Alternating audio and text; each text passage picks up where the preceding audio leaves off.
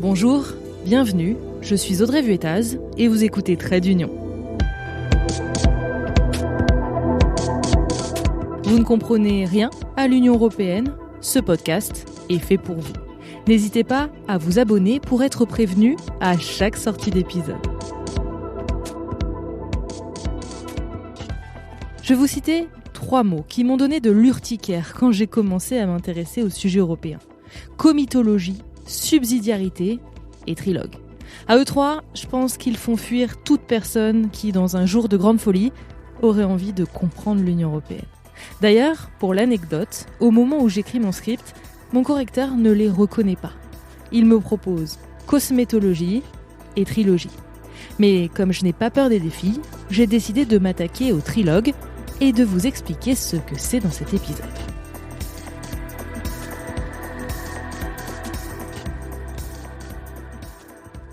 Déjà, ce qu'il faut savoir, c'est qu'un trilogue, ça n'existe pas. En tout cas, pas dans les traités européens. C'est une réunion informelle entre les institutions qui sont chargées de faire la loi dans l'Union européenne. On parle de trilogue car elles sont 3 à discuter. La Commission, celle qui propose les textes, et puis les 2 autres qui l'amendent et le modifient.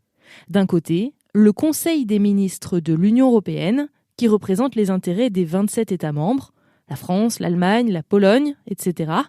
De l'autre, le Parlement européen, qui représente les citoyens, le people, quoi. Pourquoi y a-t-il besoin de faire cette réunion ? Parce qu'en général, le Parlement et le Conseil des ministres ne sont pas vraiment d'accord, loin de là. Or, pour qu'un texte soit validé, il faut trouver un terrain d'entente. Depuis Maastricht, en 1993, le Parlement a gagné du galon et son accord est obligatoire.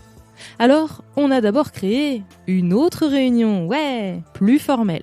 Le comité de conciliation pour mettre tout le monde d'accord. Avec tous les représentants des États membres, autant de membres du Parlement européen, leurs équipes, et tout ce petit monde avait pour objectif de trouver un accord en 6 semaines. Je ne sais pas si vous avez déjà essayé de prendre une décision aussi vite avec autant de monde, encore pire avec l'élargissement, mais vous l'aurez compris, c'était mission impossible. D'où l'idée du trilogue. On prend des décisions en comité plus restreint, avec celles et ceux qui ont bossé sur le dossier, et dans les faits, ça marche. Ça permet d'aller beaucoup plus vite. Ça, c'est le point positif. Le point négatif, c'est que tout se passe derrière une porte close. Les débats ne sont pas publics. Alors, pour savoir comment ça se passe, j'ai demandé l'aide d'une personne dans le secret des dieux qui a assisté à ces fameux trilogues. Il s'appelle Quentin et il a travaillé au secrétariat général du Conseil. Bon, je vous ai parlé d'un comité restreint, mais on veut savoir, nous, qu'y a-t-il à cette réunion où tout se décide ? Alors du côté du Conseil, c'est souvent le représentant en fait de la présidence tournante qui est présent. Donc c'est soit un ministre, mais c'est plus souvent le représentant permanent de l'État en question, et donc accompagné par des conseillers, donc en fonction du dossier, et aussi le secrétariat général du Conseil est présent. Côté Parlement, donc on a le rapporteur du dossier en question. Ça arrive que le président de commission vient aussi. On a tous les rapporteurs fictifs de tous les groupes politiques qui sont présents, ainsi que les assistants, le secrétariat pareil du Parlement qui est là. Et côté commission, souvent le commissaire en charge du dossier ou alors le directeur dans l'administration de la commission, et pareil avec plusieurs conseillers. Mini précision, quand Quentin parle de présidence tournante, vous savez, c'est quand un pays prend la tête du Conseil des ministres pour 6 mois. La France, c'était du 1er janvier au 30 juin 2022. On en a beaucoup parlé. Autre précision, un rapporteur fictif ou shadow rapporteur, c'est un député qui suit le dossier pour son groupe, mais ce n'est pas lui qui porte le dossier à proprement parler. Autre question, que vient faire la Commission dans cette galère ? Puisque l'idée c'est quand même de mettre d'accord le Parlement et le Conseil des ministres. La Commission, elle essaye de faciliter les négociations. Elle se met un peu en retrait sur certains points parce que à partir du moment où ça respecte plus ou moins ce qu'elle avait proposé, tant que ça lui convient, ça va.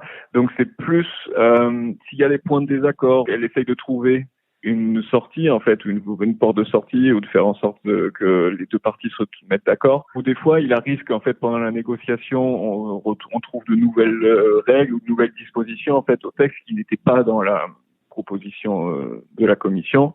Et à ce moment-là, ça peut arriver qu'on demande à la commission de sortir une étude ou du moins de faire des calculs pour expliquer un peu quels seraient les impacts de telle ou telle disposition. C'est plus un rôle de facilitateur de la négociation.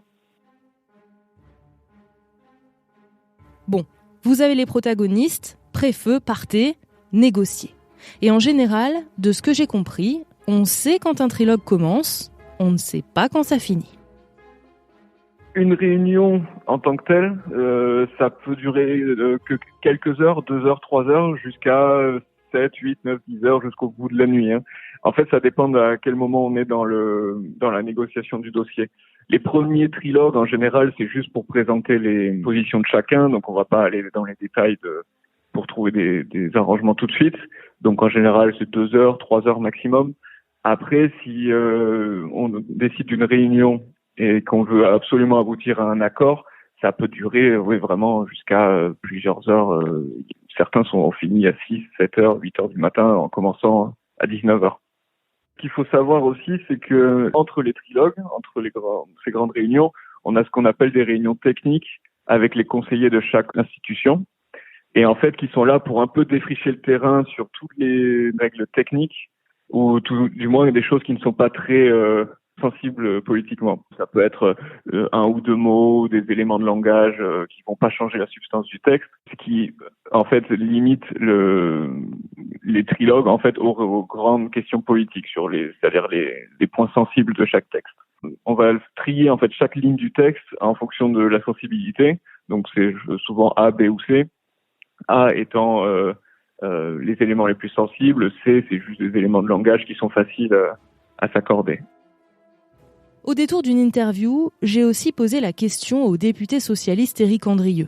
Lui a participé à 2 trilogues. Le premier en tant que shadow rapporteur pour son groupe politique, le second en tant que rapporteur principal pour le volet économique de la PAC. Voici ce dont il se souvient. Les trilogues, c'est très exigeant, bien sûr, parce qu'il faut à la fois maîtriser ces dossiers, puisqu'on préside une fois sur 2 en tant que Parlement les trilogues. Qu'en face de nous, on a la commission qui est quand même dans une commission d'experts et qui sont au fait des sujets que l'on traite, et ensuite le Conseil, où on a un ministre qui porte la parole de 26 autres ministres et qui est concerné et qui maîtrisent leur sujet. Donc c'est une exigence énorme. Évidemment. Et ce sont des trilogues, les trilogues sur la PAC qui duraient 4 heures, 4 heures et demie, 5 heures quelquefois. Et c'est 5 heures d'attention permanente. Chaque seconde compte et chaque mot, chaque phrase, chaque attitude finalement compte parce qu'on est dans la négociation, c'est très éprouvant. Voilà, moi je dis ça, sorti de trilogue, il me fallait au moins une journée pour récupérer l'énergie que ça demande. Ça demande énormément de concentration, donc et de jeu. On est un jeu d'acteurs finalement pour défendre les causes sur lesquelles on travaille. Oui, donc c'est un travail considérable. Bon, on l'a compris, les trilogues, c'est pas les vacances. On est plutôt sur un bon gros bras de fer où chacun essaye de défendre ses intérêts, avec parfois des moments un peu what the fuck, quand il faut déterminer un seuil ou un montant à partir duquel une loi s'applique. C'est arrivé des fois qu'il y ait tellement d'écart entre la version du Parlement et la version du Conseil, et que c'est arrivé des fois que la négociation se tourne en une vraie négociation, mais pour le prix, comme si on était un peu au marché. Donc c'est assez rigolo, un peu le jeu ping-pong entre les deux pour à la fin arriver à un accord, un peu comme un marchandage. Ça peut prêter à sourire, mais les trilogues sont quand même critiqués. Oui, ça permet d'aller plus vite, mais en même temps, c'est quelque chose qui n'est pas officiellement dans les traités, avec des négociations à huis clos. À part les participants, en fait, personne ne saura jamais ce qui s'y est dit. C'est dans des salles qui sont fermées au public, c'est pas retransmis ni quoi que ce soit. Maintenant, c'est un peu ce qui se passe essentiellement aussi au Conseil ou même au Parlement quand il faut trouver des accords entre les partis. On se rend compte qu'au final, c'est beaucoup de choses qui se passent derrière des portes closes. Après, on a quand même les attachés de presse de chaque institution qui sont présents, qui après sortent un communiqué s'il y a un accord. Mais c'est très rare de voir des fuites sur Twitter pendant le trilogue. C'est surtout à la fin où là, les journalistes peuvent poser des questions aux différentes personnes. Mais c'est complet, c'est derrière des portes closes, en effet. Il y a pas mal de voix qui s'élèvent pour dénoncer un procédé qu'ils jugent antidémocratique. Il y a le huis clos, je vous ai dit, mais il y a aussi le fait que les négociateurs, côté Parlement européen, font souvent partie des groupes ou des pays les plus influents et que du coup, les autres n'ont pas voix au chapitre. En 2015, ça a donné lieu à une enquête de la médiatrice européenne. Elle a demandé à ce qu'on publie au moins les étapes du processus et que les trilogues soient justifiés et plus forcément systématiques. Position renforcée en 2018 par une décision de la Cour de justice de l'Union européenne. Elle a décidé que l'agenda et les documents des négociations devraient être soumis sur simple demande. Et enfin, petite précision, pour qu'un accord soit trouvé en trilogue, il faut que le Parlement et le Conseil arrivent à un texte commun à la virgule près. Ensuite, ce texte doit être validé par un vote dans les deux institutions. Voilà, cet épisode touche à sa fin. J'espère qu'il vous en aura appris plus sur le trilogue et que ce n'est plus un terme barbare pour vous. Un jour, on s'attaquera à la comitologie. Trait d'Union, c'est un épisode par semaine et en attendant, vous pouvez retrouver le podcast sur Instagram ou sur Twitter. À très vite!